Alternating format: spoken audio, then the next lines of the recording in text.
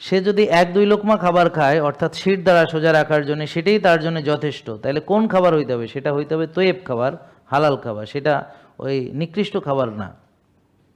তাহলে প্রিয় নবী নিশ্চয়ই আপনাকে বলবেন না যে কোরআনের বাইরে খাবার খেতে, নাকি বলবেন যে কোরআনের ভিতরে খেতে? কোনটা?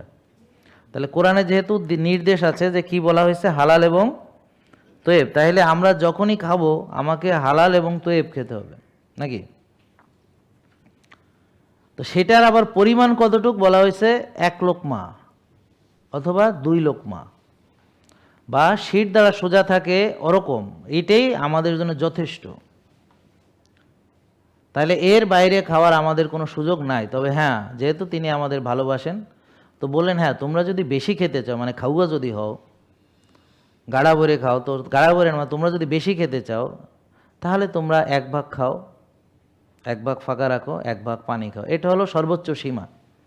তো দেখেন, আমরা যদি এই সীমার ভিতরে থাকি তাহলে কি আমার এত বড় একটা ভুঁড়ি হয় নাকি? আর আমার ওজন কি 100 কেজি হয়?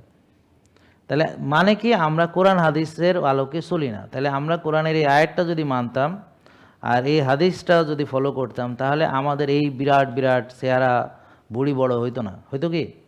জেকে লাইফস্টাইল লিমিটেড, ওষুধ মুক্ত সুস্থ জীবন।